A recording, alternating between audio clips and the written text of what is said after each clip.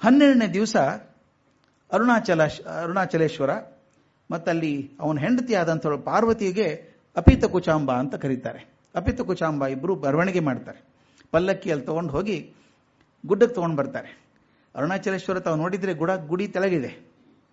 ಅಲ್ಲಿಂದ ಪಲ್ಲಕ್ಕಿಯಲ್ಲಿ ತಗೊಂಡು ಬರ್ತಾರೆ. ಇಬ್ಬರು ದೇವತೆಗಳನ್ನ ತಗೊಂಡು ಬಂದು ಅರುಣಾಚಲೇಶ್ವರ ಬೆಟ್ಟಕ್ಕೆ ಏರಿಸ್ತಾರೆ.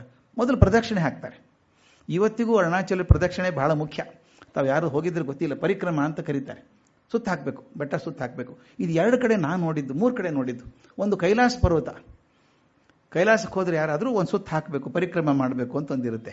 2ನೇದು ನಮ್ಮ ಮಥುರಾ ಹತ್ರ ಬೃಂದಾವನ ಇದೆಯಲ್ಲ, ಆ ಗೋವರ್ಧನ ಗಿರಿ ಇದೆಯಲ್ಲ, ಆ ಗೋವರ್ಧನ ಗಿರಿ ಪ್ರದಕ್ಷಿಣೆ ಹಾಕಬೇಕು. ನಾನು ಕಂಡದ್ದು 3, ಇನ್ನೂ ಬಹಳ ಇರ್ಬೋದೇನೋ.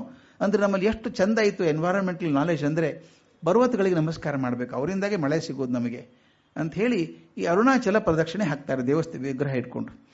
ಹೋಗ್ಬೇಕಾದ್ರೆ ಸುಮಾರು 1000 ಜನ ಹೋಗ್ತಾರೆ. ಇವತ್ತಿಗಾದರೂ ಅದು ಅದ್ಭುತ ಕಾರ್ಯ. ಅದು ಕಾರ್ತಿಕ್ ದೀಪೋತ್ಸವ ಬಂದರೆ ಜನ ನೋಡ್ಬೇಕಲ್ಲಿ ಒಂದು 15-20 ಸಾವಿರ ಜನ ಮೆರವಣಿಗೆ ಹೋಗ್ತಿರ್ತಾರೆ. ಮುಂದೆ ಪಲ್ಲಕ್ಕಿ ಹೋಗ್ತಾ ಇರುತ್ತೆ. ಪಲ್ಲಕ್ಕಿನ ಜನ ಹೋ ಅಂತ ಕುಣ್ಕೊಂಡು ಹಾಡ್ಕೊಂಡು ಹೋಗ್ತಾ ಇರ್ತಾರೆ. ಜೊತೆಗೆ ಆ ಮೇಳ ತಾಳ ಎಲ್ಲ ಇರ್ತದೆ.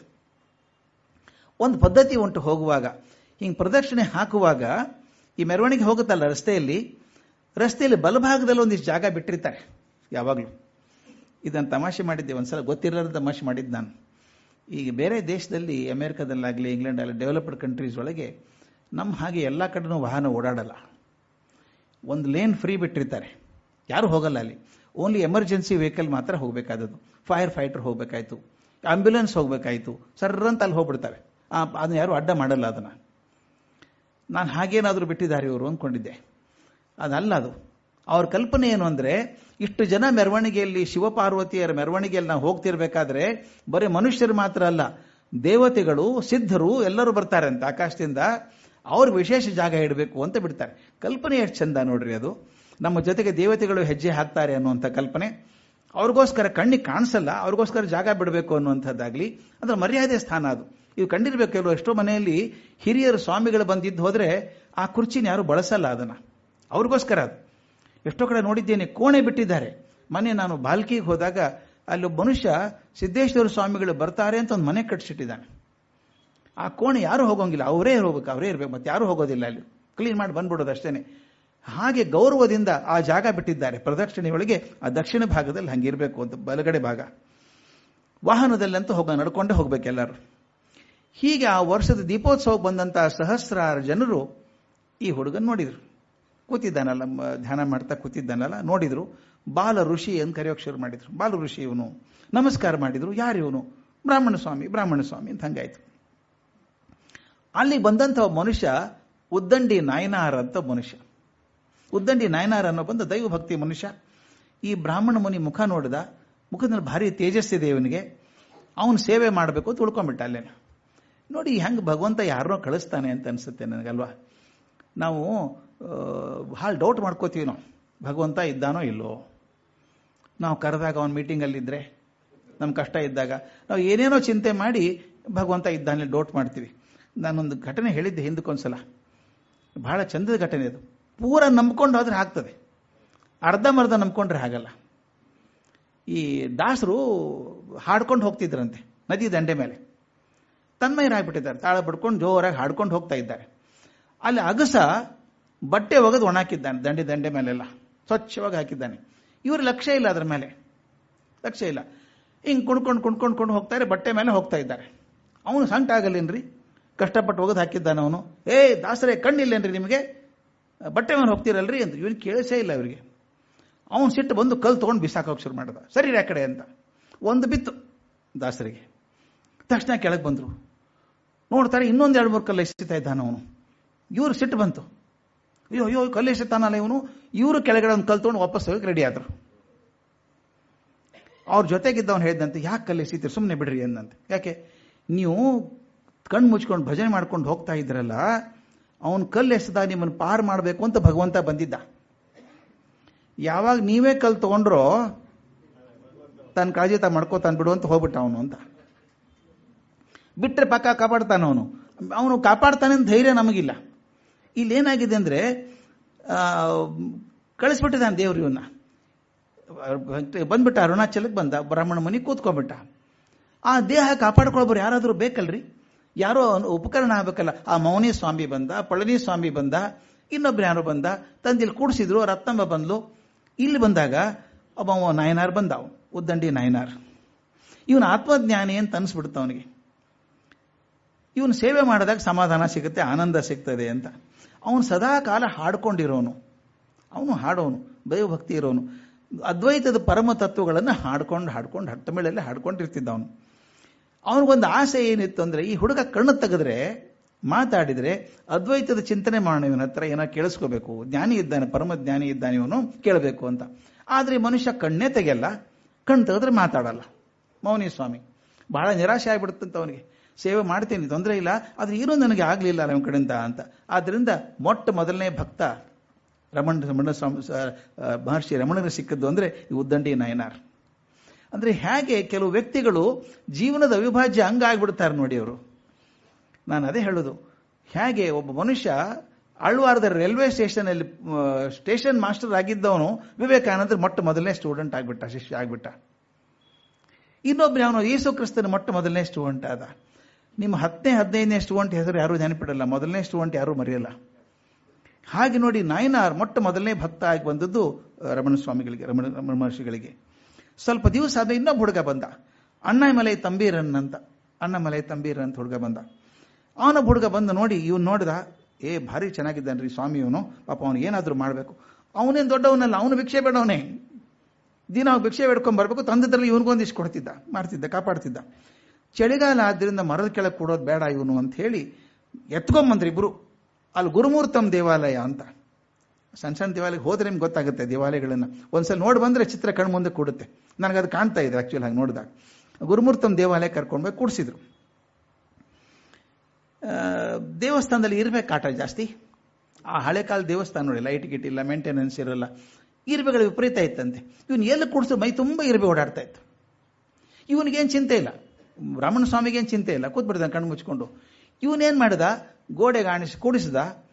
ಅವನು 2 ಕಾಲು ಎತ್ತಿ ಒಂದು ಮಣ್ಣಿನ ಹರಿವಾಣ ತಂದ, ನೀರು ಹಾಕಿ ಕಾಲು ಅದರೊಳಗಿಟ್ಟ. ದೇಹ ಅಂದ್ರೆ ಕಾಲು ಅಷ್ಟೇ ಅಲ್ಲಲ್ಲ, ಕಾಲಿಗೆ ನೀರು ಕಾಲಿಗೆ ಕಡಿಲಿಲ್ಲ ಇರ್ಬೆ, ಗೋಡೆಗೆ ಆಣಿಸ್ಕೊಂಡಿದ್ದಾನೆ, ಮೈ ತುಂಬ ಇರ್ಬೆ ಮೆತ್ಕೊಂಡ್ಬಿಡೋದು. ಇವನು ಕಷ್ಟ ಆಗೋದು, ಏನು ಮಾಡೋದು, ಹೆಂಗೆ ಪಾರು ಮಾಡೋದು ಇವನ್ನ ಅಂತ. ಸ್ವಾಮಿಗೆ ಚಿಂತೆನೇ ಇಲ್ಲ.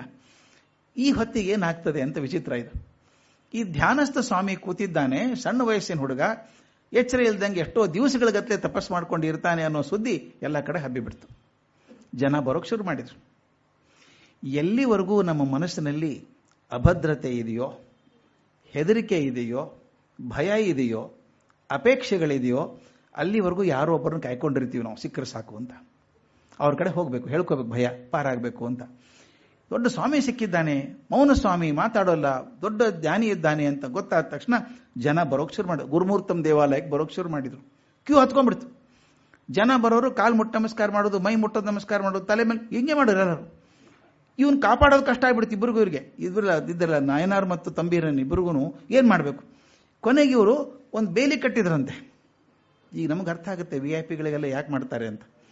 ಒಂದು ಬೇಲಿ ಕಟ್ಟಿದ್ರಂತೆ, ಯಾರೋ ಮುಟ್ಟಬಾರದು ಅಂತ ಹೇಳಿ. ಮುಟ್ಟದೆ ಹೋದ್ರು ಕೂಡ ಜನ ಬರೋರು ಹಣ್ಣು ಹಂಪಲು ತರೋದು, ಊಟ ತರೋ ಇಟ್ಟು ಹೋಗೋರು, ಬೇಕಾದಷ್ಟು ಸಾಮಾನು ಬಂದ್ಬಿಡೋದು. ಇವನಿಗೇನು ಗೊತ್ತೇ ಆಗ್ತಿರ್ಲಿಲ್ಲ, ಬ್ರಾಹ್ಮಣ ಸ್ವಾಮಿಗೆ ಏನೂ ಗೊತ್ತಾಗಲ್ಲ ಏನು ಬಂತು ಏನು ಹೋಯ್ತು ಅಂತ.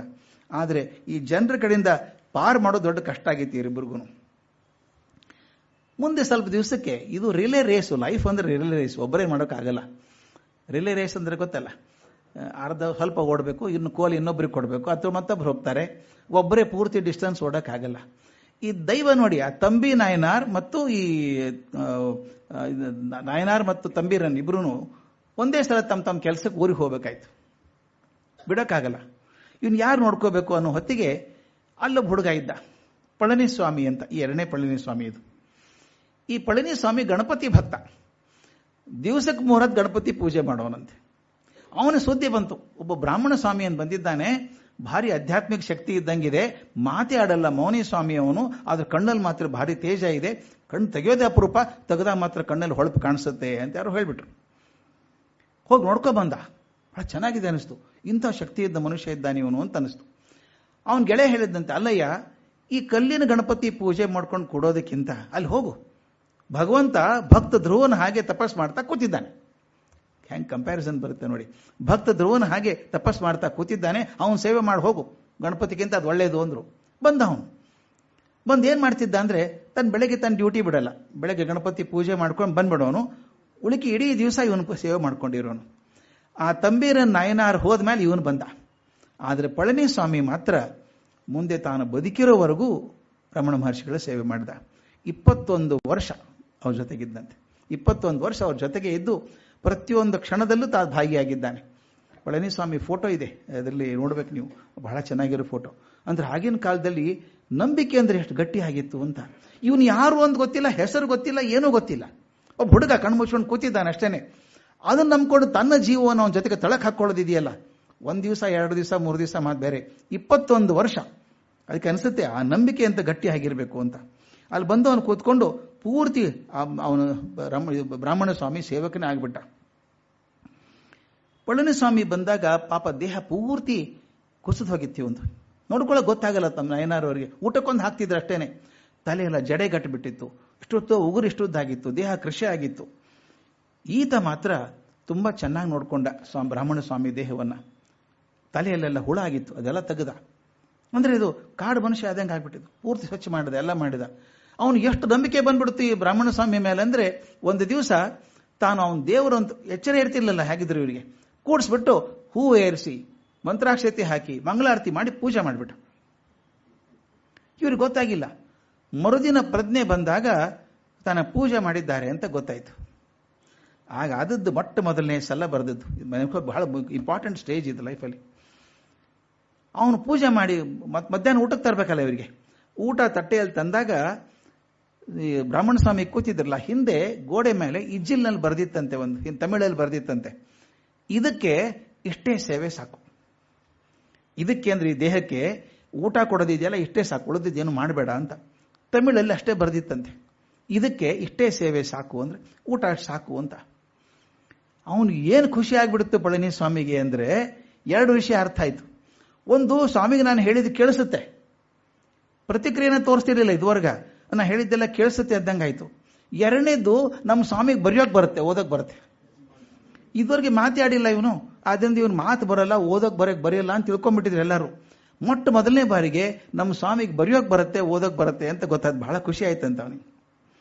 ಆ ಹೊತ್ತಿಗೆ ಒಬ್ರು ವೆಂಕಟರಾಮ ಅಯ್ಯರ್ ಅಂತ ಒಬ್ರು ಬಂದರು. ದಿನ ಬರೋರು, ದಿನ ಬಂದು ನಮಸ್ಕಾರ ಮಾಡಿ ಆಶೀರ್ವಾದ ತಗೊಂಡು ಹೋಗೋರು. ಒಂದ್ಸಲ ಬಂದಾಗ ಇವ್ರು ಕೂತ್ಕೊಂಡ್ರಂತೆ ಇವ್ರ ಮುಂದೆ, ನಿಮ್ಮೂರು ಯಾವುದು? ಇವ್ರು ಎಚ್ಚರದಲ್ಲಿದ್ದಾರೆ. ನಿಮ್ಮೂರು ಯಾವುದು? ಹಿಂಗೆ ಕೂತಿದ್ದೆ ನೋಡ್ತಾ, ಮಾತೆಲ್ಲ ಕತೆ ಇಲ್ಲ. ಹೇಳಿ, ನಿಮ್ಮ ಹೆಸರು ಹೇಳಿ, ನಿಮ್ಮೂರು ಹೇಳಿ. ದಿನ ಬರೋದು ಇದೊಂದೇ ಪ್ರಶ್ನೆ ಕೇಳೋದು, ನಿಮ್ಮೂರು, ನಿಮ್ಮ ಹೆಸರು, ನಿಮ್ಮೂರು, ನಿಮ್ಮ ಹೆಸರು. 1 ವಾರದ ತನಕ ಈತ ಏನೂ ಪ್ರತಿಕ್ರಿಯೆ ತೋರಿಸ್ಲಿಲ್ಲ. ಅದನ್ನು ಜಗಮಂಡ. ಒಂದು ದಿವಸ ಪುಸ್ತಕ ತಂದು ಪೆನ್ಸಿಲ್ ಅವ್ರ ಮುಂದೆ ಇಟ್ಬಿಟ್ಟು, ನೀವು ನಿಮ್ಮ ಊರು ಹೆಸರು ಬರೀದೆ ಹೋದರೆ ನೀವು ಮಾತಾಡಲ್ಲ ಅಂತ ಗೊತ್ತು, ಬರೀದೆ ಹೋದರೆ ನಾನು ಊಟನೂ ಮಾಡಲ್ಲ, ನಾನು ಊರಿಗೆ ಹೋಗಲ್ಲ, ಕೆಲಸನೂ ಮಾಡಲ್ಲ, ಇಲ್ಲೇ ಕೂತ್ಬಿಡ್ತೀನಿ, ಇಲ್ಲೇ ಸತ್ತು ಹೋಗ್ತೀನಿ ಅಂತ ಕೂತ್ಕೊಂಡ್ಬಿಟ್ರು. ಸಾಯಂಕಾಲವರೆಗೂ ಹಂಗೆ ಕೂತಿದ್ರು. ಸಾಯಂಕಾಲ ಪುಸ್ತಕ ಇಸ್ಕೊಂಡ್ಬಿಟ್ಟು ಅದ್ರ ಮೇಲೆ ಅವ್ರು ಬರ್ದ್ರಂತೆ, ಇಂಗ್ಲೀಷಲ್ಲಿ ಬರೆದು ವೆಂಕಟರಾಮನ್ ತಿರುಚುಳಿ, ವೆಂಕಟರಾಮನ್ ತಿರುಚುಳಿ ಅಂತ 2 ಬರೆದ್ರು. ಎಲ್ರಿಗೂ ಆಶ್ಚರ್ಯ ಆದದ್ದೇನು ಅಂದರೆ, ಈತನ ಹೆಸರು ಏನು ಅಂತ ಗೊತ್ತಾಯ್ತು, ಯಾವ ಊರವನು ಅಂತ ಗೊತ್ತಾಯ್ತು. ತಿರುಚುಳಿ ಗ್ರಾಮದವನು, ಹೆಸರು ವೆಂಕಟರಾಮನ್ ಅಂತಾಯ್ತು. ಅದಕ್ಕಿಂತ ಮುಖ್ಯ ಅಂದ್ರೆ ಬರೀ ಅವನು ಓದೋಕೆ ಬರೋದು ಅಷ್ಟೇ ಅಲ್ಲ, ಇಂಗ್ಲಿಷ್ ಬರುತ್ತೆ. ಇಂಗ್ಲಿಷಲ್ಲಿ ಬರ್ದಿದ್ದಾರಲ್ಲ ವೆಂಕಟರಾಮನ್ ತಿರುಚುಳಿ ಅಂತ. ಆದ್ರಿಂದ ಈತ ಸಣ್ಣವನಲ್ಲ, ಇವನು ಜ್ಞಾನಿ ಇದ್ದು ಬಾಯಿ ಮುಚ್ಕೊಂಡಿದ್ದಾನೆ. ಬರದೇ ಇದ್ದಾಗ ಬಾಯಿ ಮುಚ್ಕೊಳ್ಳೋದು ದೊಡ್ಡದಲ್ಲ, ಏನು ಬರಲ್ಲ ಸುಮ್ಮನೆ ಮಾತಾಡಿ ಏನು ಅಂತ ಬಾಯಿ ಮುಚ್ಕೊಳ್ಳೋದು ಬೇರೆ. ಇವ್ರಿಗೆ ಇಂಗ್ಲೀಷು ಬರುತ್ತೆ, ತಮಿಳು ಬರುತ್ತೆ, ಬರೆಯೋಕೆ ಬರುತ್ತೆ, ಓದೋಕೆ ಬರುತ್ತೆ. ಹಾಗಿದ್ದು ಸುಮ್ಮನೆ ಇಟ್ಕೊಂಡು ಬಹಳ ಜ್ಞಾನಿ ಇರಬೇಕು ಅಂತ ಶುರು ಆಯಿತು. ಅಲ್ಲಿಂದ ನೋಡಿ ಹೇಗಾಯ್ತು ಅಂತ. ಜಗತ್ತಿಗೆಲ್ಲ ತಿಳಿದದ್ದೇನು ಅಂದರೆ, ತಿರುಚುಳಿಯಿಂದ ಗ್ರಾಮದಿಂದ ಬಂದಂಥ ವೆಂಕಟರಾಮನ್ ಅನ್ನುವಂಥವನಿಗೆ ಬ್ರಾಹ್ಮಣ ಸ್ವಾಮಿ ಆಗಿದ್ದಾನೆ ಅಂತಾಯ್ತು. ಮೇ 1898 ಹೊತ್ತಿಗೆ ಗುರುಮೂರ್ತಂ ದೇವಾಲಯದಲ್ಲಿ ಪಕ್ಕದಲ್ಲಿದ್ದಂಥ ಒಂದು ವೆಂಕಟರಾಮ್ ನಾಯ್ಕರ್ ಅಂತ ಬರೆದರು. ದೊಡ್ಡ ಮಾವಿನ ತೋಪಿದೆ, ದೊಡ್ಡ ಮಾವಿನ ತೋಪು ಅವ್ರದ್ದು. ಅದನ್ನು ಚೆನ್ನಾಗಿ ಬೇಲಿ ಹಾಕ್ಬಿಟ್ಟಿದೆ ಸುತ್ತಲೂ, ಮಾವಿನ ತೋಪು ಸುತ್ತಲ. ಜನ ತೊಗೊಂಡು ಹೋಗಬಾರ್ದಲ್ಲ ಅಂತ ಬೇಲಿ ಹಾಕಿದ್ದಾರೆ. ಆ ವೆಂಕಟರಾಮ್ ನಾಯ್ಕರ್ ದಿನ ನೋಡ್ತಾ ಇದ್ರು ಹುಡುಗನ. ಅವನು ಹೇಳಿದ್ರಂತೆ ಗಣಪತಿಗೆ, ಇವನಿಗೆ ಶಿಷ್ಯ ಇದ್ನಲ್ಲ ಅವನು ಪಳನಿಸ್ವಾಮಿಗೆ ಹೇಳಿದ್ರಂತೆ, ಯಾಕೋ ಅಲ್ಲಿ ಕೂಡಿಸ್ತೀವಿ ಅಲ್ಲಿ ಬೈಲಲ್ಲಿ ಗುಡಿಯಲ್ಲಿ, ಒಳಗೆ ಕರ್ಕೊಂಬ, ನಮ್ಮ ಶೆಡ್ ಇದ್ದಾವೆ. ಹೇಗಿದ್ರು ಕಾವಲುಗಾರರ ಸಲುವಾಗಿ ಶೆಡ್ ಮಾಡಿ ಇಟ್ಟಿದ್ದೀನಿ ನಾನು, 2 ಶೆಡ್ ಕೊಡ್ತೀನಿ, ನಿನಗೊಂದು ನಿಮ್ಮ ಗುರುಗೊಂದು, ಒಳಗೆ ಕೂಡಿಸ್ಕೊ ಅಲ್ಲಿ, ವ್ಯವಸ್ಥೆ ಮಾಡು. ಮತ್ತು ಇನ್ನೊಂದು, ಈ ಮಾವಿನ ತೋಪು ಅಂದಾಗ ಒಂದು ಗೇಟ್ ಇದೆ, ಬಾಗಿಲಿದೆ, ಕೀಲಿ ಇದೆ, ಅದಕ್ಕೆ ಯಾರೂ ತಕರಾರಿಲ್ಲ. ತುಂಬ ಜನ ಬಂದು ತ್ರಾಸ ಕೊಡ್ತಾರೆ ಅವನಿಗೆ. ದಿನ ಬರ್ತಾರೆ, ಮೈ ಮುಟ್ತಾರೆ, ಅಲ್ಲಿ ಮಾತಾಡ್ತಾರೆ. ಅವ್ನಿಗೆ ಏಕಾಂತ ಬೇಕಾಗಿದೆ, ಅವನಿಗೆ ಕೂಡಿಸ್ಬಿಡು ಅಂದರು. ಆಯಿತು ಅಂದ. ಕರ್ಕೊಂಡು ಹೋಗಿ ಒಂದು ಶೆಡ್ಡಲ್ಲಿ ಹಾಕಿ ಕೂಡಿಸ್ಬಿಟ್ರಿ ಇವ್ರನ್ನ. ಪಕ್ಕದ ಶೆಡ್ಡಲ್ಲಿ ಪಳನಿಸ್ವಾಮಿ. ಒಂದು ಸಂತೋಷ ಏನಾಯಿತು ಪಳನಿಸ್ವಾಮಿಗೆ ಅಂದರೆ, ಉಳಿದವ್ರ ಕಾಟ ಇಲ್ಲ, ಈಗ ಯಾರೂ ಬರೋಂಗಿಲ್ಲ ಒಳಗಡೆ. ಗೇಟ್ ಹಾಕ್ಬಿಟ್ಟಿದ್ದಾರೆ, ಕಾವಲುಗಾರ ಇರ್ತಾನೆ ಒಬ್ಬನು, ಯಾರನ್ನೂ ಒಳಗೆ ಬಿಡಲ್ಲ. ಏಕಾಂತ ಜಾಗ ಶುರು ಆಯಿತು. ಸಂತೋಷವಾಗಿರೋಕ್ಕಾಯ್ತು, ಜನರ ಕಾಟ ತಪ್ಪಿತು ಅಂತ. ಈ ಪಳನಿಸ್ವಾಮಿಗೆ ಒಂದು ಅಭ್ಯಾಸ ಆಯಿತು. ಅವ್ನಿಗೆ ಅಧ್ಯಾತ್ಮದಲ್ಲಿ ಆಸಕ್ತಿ ಅಂತ ಹೇಳಿದ್ನಲ್ಲ, ತಮಿಳು ಪುಸ್ತಕ ತೊಗೊಂಡ್ಬರ್ತಿದ್ದ. ಅದ್ವೈತ ಶಾಸ್ತ್ರದ ಬಗ್ಗೆ ಸಣ್ಣ ಸಣ್ಣ ಪುಸ್ತಕ ತೊಗೊಂಬರೋನು ತಮಿಳಲ್ಲಿ. ತೊಗೊಂಡು ಬಂದು ಎಚ್ಚರದಲ್ಲಿದ್ದಾಗ ಇದೇನು ಅಂತ ಕೇಳೋನು. ಈಗ ಅವನಿಗೆ ಗೊತ್ತಾಗಿದೆ, ಇವ್ನು ತಮಿಳು ಬರುತ್ತೆ, ಇಂಗ್ಲೀಷ್ ಬರುತ್ತೆ ಅಂತ ಗೊತ್ತಿದೆ. ಕೂತ್ಕೊಂಡು ಇದೇನು ಅಂತ ಮೊದಲನೇ ಬಾರಿಗೆ ಬ್ರಾಹ್ಮಣ ಸ್ವಾಮಿ ಅವನ ಹತ್ರ ಮಾತಾಡಿದರು, ಪಳನಿಸ್ವಾಮಿ ಹತ್ರ ಮಾತಾಡಿದರು. ಮಾತಾಡಿ ಆ ಪುಸ್ತಕ ಅವನು ಸರಿಯಾಗಿ ಓದೋಕೆ ಬರಲ್ಲ ಅವನಿಗೆ. ಪಳನಿಸ್ವಾಮಿಗೆ ಚೆನ್ನಾಗಿ ತಮಿಳು ಓದೋಕೆ ಬರಲ್ಲ. ಇವರು ಆ ಪುಸ್ತಕ ಓದಿ ಅದರ ಸಾರ ಏನು ಅಂತ ವಿವರಣೆ ಮಾಡ್ತಿದ್ರಂತೆ. ಅದು ಶುರು ಆದದ್ದು ದಿನ ಶುರು ಆಯ್ತದು. ದಿನ ಪುಸ್ತಕ ತೊಗೊಂಬರೋನು, ಇದಂದ್ರೇನು ಇದಂದ್ರೇನು ಇದಂದ್ರೇನು ಅಂತಾನೋನು. ಇವರು ಓದಿಕೊಂಡು ಅದರ ಅರ್ಥ ಹೇಳ್ತಿದ್ರಂತೆ. ಯಾಕಂದ್ರೆ ತಮ್ಗೆ ಗೊತ್ತಿರಬೇಕು, ಮೊದಲು ಯಾವ ಪುಸ್ತಕನೂ ಓದಿದವರಲ್ಲ, ಅಧ್ಯಾತ್ಮ ಗ್ರಂಥ ಯಾವುದೂ ಓದಿದ್ದಲ್ಲ. ಅಸಾಧ್ಯ ಮೆಮರಿ ಪವರ್, ನೆನಪಿನ ಶಕ್ತಿ ಅದ್ಭುತವಾಗಿತ್ತು. ಒಂದ್ಸಲ ಓದ್ಬಿಟ್ಟು ತಿಳ್ಕೊಂಡ್ಬಿಡೋದು. ಮತ್ತೀಗ ಅನುಭೂತಿ ಆಗಿದೆಯಲ್ಲ, ಜೀವನದಲ್ಲಿ ಆಧ್ಯಾತ್ಮಿಕ ಅನುಭೂತಿ ಆಗೋದು ಬೇರೆ, ಪುಸ್ತಕ ಓದೋದು ಬೇರೆ. ಅದಕ್ಕೆ ಹೇಳ್ತಾರೆ, ಪುಸ್ತಕದಿ ದೊರೆತರಿವು ಮಸ್ತಕದಿ ತಳೆದ ಮಣಿ, ಚಿತ್ತದಲ್ಲಿ ಬೆಳೆದರಿವು ತರು ತಳೆದ ಪುಷ್ಪ, ವಸ್ತು ಸಾಕ್ಷಾತ್ಕಾರ ಅಂತರೀಕ್ಷಣೆಯಿಂದ ಶಾಸ್ತ್ರಿತನದಿಂದಲ್ಲ ಮಂಕುತಿಮ್ಮ. ಶಾಸ್ತ್ರಿತನದಿಂದ ಏನೇನಾದರೂ ಬರೀಬಹುದು, ಓದಬಹುದು, ಆದರೆ ಒಳಗಿಳಿತಾ ಅಂತ ಇವರಿಗೆ ಒಳಗೆ ಇಳಿದು ಬಿಟ್ಟಿದೆ ಈಗಾಗಲೇ. ಹೊರಗಿಂದ ಓದೋದು ಒಳಗೆ ಆದದ್ದನ್ನು ಉದ್ದೀಪನ ಮಾಡುವಂಥದ್ದಷ್ಟೇ. ಈ ಓದಿಬಿಟ್ಟು ಅವನು ಹೇಳ್ತಾ ಇದ್ರಂತೆ. ಓದಿ ಹೇಳಿದಾಗ ಅವನ ಮನಸ್ಸಲ್ಲಿ ಚಿತ್ರ ಚೆನ್ನಾಗಿ ಉಳಿತಿತ್ತು, ಇವ್ರ ಮನಸ್ಸಲ್ಲಿ ಶಾಶ್ವತವಾಗಿ ಉಳಿತಿತ್ತಂತೆ. ಅದಕ್ಕೆ ಹೇಳ್ತಾರೆ, ಆ ಶಿಷ್ಯನಿಗೆ ಅವನು ಸಂಶಯ ಪರಿಹಾರ ಮಾಡೋದ್ರೊಳಗೆ ಗುರು ಕೂಡ ಸಾಕಷ್ಟು ಪಾಂಡಿತ್ಯವನ್ನು ಪಡ್ಕೊಂಡ್ರು ಅಂತ. ಗುರು ಶಾಸ್ತ್ರ ಗ್ರಂಥಗಳನ್ನು ಓದೋಕೆ ಅನುಕೂಲ ಆಯಿತು ಅಂತ. ಈ ಹೊತ್ತಿಗೆ ಇನ್ನೊಂದು ಘಟನೆ ಆಗಿತ್ತು, ಅದು ಹೇಳಿ ನಿಲ್ಲಿಸ್ತೇನೆ ಇವತ್ತು. ವೆಂಕಟರಾಮನ್ ಮನೆ ಬಿಟ್ಟು ಹೋಗ್ಬಿಟ್ಟ. ಮನೆಯವ್ರ ಸಂತೋಷ ಆಗತ್ತಾ? ಎದೆ ಹೊಡೆದು ಹೋಯ್ತು. ಓಡಿ ಹೋಗುವಂಥ ಹುಡುಗ ಅಲ್ಲ ಅವನು. ಈಗ ಕೆಲವು ಟೆಂಡೆನ್ಸಿ ಇರ್ತದೆ, ನಾವು ಕೆಲವು ಹೇಳ್ತೀವಿ, ಹೆಸಿಟೆನ್ಸಿ ಟೆಂಡೆನ್ಸಿ ಇರ್ತಿದೆ, ಸೂಸೈಡಲ್ ಟೆಂಡೆನ್ಸಿ ಅಂತಿರುತ್ತೆ, ಫಿಯರ್ ಟೆಂಡೆನ್ಸಿ ಅಂತಿರುತ್ತೆ. ಇವನು ಏನೂ ಇಲ್ಲ, ಆರಾಮಾಗಿದ್ದ ಹುಡುಗ ಇವನು, ಚಿಂತೆನೆ ಮಾಡಿದವನಲ್ಲ. ಎಲ್ಲಿ ಹೋದ ಇವನು? ಬರೆದಿದ್ದಾನೆ, ನಮ್ಮ ಅಪ್ಪನ ಕರೆ ಬಾರಿಗೆ ಅಪ್ಪನ ಹುಡ್ಕೋಕೆ ಹೋಗ್ತಿದ್ದೇನೆ ನಾನು ಅಂತ. ಯಾರಪ್ಪ? ಎಲ್ಲಿ ಹೋಗ್ತಾನೆ ಇವನು? ಅಪ್ಪ ಸತ್ತೋಗಿದ್ದಾನೆ, ರಾವ್ ಸುಂದರಂ ಸತ್ತೋಗಿದ್ದಾರೆ. ಎಲ್ಲಿ ಹೋದ ಇವನು? ಹುಡುಕ್ಬೇಕು. ಪಾಪ ಅಮ್ಮನಿಗೆ ಎದೆ ಹೊಡೆದೋಯ್ತು. ಅಳಗಮ್ಮಾಳ ಅಂತ ತಾಯಿ ಹುಡುಕಿ ಯಾರು ತಮ್ಮಂಗೆ ಇಬ್ಬರಿದಾರಲ್ಲ, ತನ್ನ ಮೈದನರಿದ್ದಾರೆ ಇಬ್ಬರು ಜನ, ಸುಬ್ಬಯ್ಯರ್ ಅವ್ರ ಮನೇಲಿ ಇದ್ದದ್ದು ಮಧುರೈದಲ್ಲಿ. ಮಧುರೈ ಅಂತ ಒಂದು ಊರಿದೆ, ಅಲ್ಲಿ ಇನ್ನೊಬ್ಬ ನೆಲ್ಲಿಯಪ್ಪ ಅಂತ ಇನ್ನೊಬ್ಬ ಇದ್ದ. ಇಬ್ರು ಹೇಳಿದಂತೆ, ಹೋಗ್ರಿ ಅಂತ ಹೇಳಿದಂತೆ. ಅವರಿಬ್ಬರು ಪಾಪ ಹೋದ್ರು ಹುಡ್ಕೊಂಬರ್ಲಿಕ್ಕೆ. ಎಲ್ಲೆಲ್ಲಿ ಹೋದ್ರು? ಎಲ್ಲ ಕಡೆ ಹೋದ್ರು. ದೇವಸ್ಥಾನಗಳಿಗೆ ಹೋದ್ರು, ಶಾಲೆಗಳಿಗೆ ಹೋದ್ರು, ಅನಾಥಾಶ್ರಮಕ್ಕೆ ಹೋದ್ರು, ಎಲ್ಲ ಕಡೆ ನಾಟಕ ಕಂಪನಿಗೆ ಹೋದ್ರು. ನಾಟಕ ಸೇರ್ಕೊಂಡ್ಬಿಟ್ಟಿದ್ದಾನೆ ಇವನು ಅಂತ. ಎಲ್ಲೂ ಸಿಗಲಿಲ್ಲ. ನಿರಾಶರಾಗ್ಬಿಟ್ರು, ಬಂದ್ರು, ಇದೇನು ಸಿಗಲಿಲ್ಲ ಅಂತ. ಈ ಹುಡುಕೋ ಗದ್ದಲದಲ್ಲಿ ಸುಬ್ಬಯ್ಯರ್ ಸತ್ತೋಗ್ಬಿಟ್ರು. ಚಿಕ್ಕಪ್ಪ, ಯಾರ ಮನೆಯಲ್ಲಿ ಇದ್ದ ಮಧುರೈದಲ್ಲಿ ಆ ಚಿಕ್ಕಪ್ಪ ಸತ್ತೋಗ್ಬಿಟ್ರು. ಅವರ ತಿಥಿ ಆಗ್ಬೇಕಾದ್ರೆ ನೆಲ್ಲಿಯಪ್ಪ ತಮ್ಮ ಆತ ಬಂದು ಕೂತ್ಕೊಂಡು ಮಾತಾಡ್ತಿರ್ಬೇಕಾದ್ರೆ ವೆಂಕಟರಾಮನ್ ಸುಳು ಸಿಗ್ತಾಳೆ. ಅಲ್ಲ ಹುಡುಗ ಹೇಳಿದ, ನನಗೊಬ್ಬ ತಂಬೀರನಂತ ಹುಡುಗ ಸಿಕ್ಕಿದ್ದ, ಅಣ್ಣಾಮಲೈ ತಂಬೀರನಂತ ಹುಡುಗ ಸಿಕ್ಕಿದ್ದ, ಮನುಷ್ಯ ಸಿಕ್ಕಿದ್ದ. ಅವನು ತಿರುವಣ್ಣಾಮಲೆಯಲ್ಲಿ ಇದ್ದಂತೆ. ಅಲ್ಲೊಬ್ಬ ತರುಣ ಸ್ವಾಮಿ ಬಗ್ಗೆ ಬಹಳ ಮಾತಾಡ್ತಿದ್ದ, ಅವನು ಸಿಕ್ಕಿದ್ದ ಅಂತೇಳಿ. ಮತ್ತು ತರುಣ ಸ್ವಾಮಿಯನ್ನು ಒಂದ್ಸಲ ಕಾಗದದಲ್ಲಿ ತನ್ನ ಹೆಸರು ವೆಂಕಟರಾಮನ್ ತಿರುಚುಳಿ ಅಂತ ಬರೆದಿದ್ದ ಅಂತೆ. ನಾನು ಕೇಳಿದ್ದು, ತಂಬೀರನ ಕಡೆಯಿಂದ ಕೇಳಿದ್ದು, ಅವನು ನಿಮ್ಮ ಹುಡುಗ ಇದ್ರು ಇರ್ಬೋದು ನೋಡಿ ಅಂತ ಹೇಳಿದ್ದಂತೆ. ಅವನು ಹಾಗೆ ನೋಡೇ ಬಿಡಬೇಕು ಅಂತ ಹೇಳಿ ನೆಲ್ಲಿಯಪ್ಪ ಹೋದ. ಚಿಕ್ಕಪ್ಪ, ಈ ವೆಂಕಟರಾಮನ್ ಚಿಕ್ಕಪ್ಪ ಆಗಬೇಕು. ಇವನು ಸೀದಾ ನೆಲ್ಲಿಯಪ್ಪ ಹೋದ, ತಿರುವಣ್ಣಾಮಲೆಗೆ ಹೋಗಿ ಅರುಣಾಚಲಕ್ಕೆ ಹೋದ. ಹೇಳಿದ್ರು, ಆ ಮಾವಿನ ತೋಪಲ್ಲಿ ಇರ್ತಾರೆ ಅಂತ. ಒಳಗಡೆ ಬಿಡಲ್ಲ, ಗೇಟ್ ಹಾಕಿದ್ದಾರೆ, ಕೀಲಿ ಹಾಕಿದ್ದಾರೆ. ಈಗ ಆ ಕಾವಲುಗಾರ ಬಿಡಲ್ಲ, ಅವ್ರು ಏಕಾಂತದಲ್ಲಿದ್ದಾರೆ, ಯಾರ ಹತ್ರ ಮಾತಾಡಲ್ಲ ಅಂತ. ಈತ ಒಂದು ಚೀಟಿಯೊಳಗೆ ಬರ್ಕೊಟ್ಟ, ನಾನು ಯಾರಲ್ಲಪ್ಪ, ನಾನು ಮಧುರೈ ವಕೀಲ ನೆಲ್ಲಿಯಪ್ಪ ಅಯ್ಯರ್ ಅಂತ ಬಂದಿದ್ದೀನಿ, ಅವಕಾಶ ಕೊಡಿ ಹೋಗೋದಕ್ಕೆ ಅಂತ. ಕಳಿಸಿ ಒಳಗಡೆ ಅಂತ ಮೆಸೇಜ್ ಬಂತು. ಈತ ಒಳಗಡೆ ಹೋದ.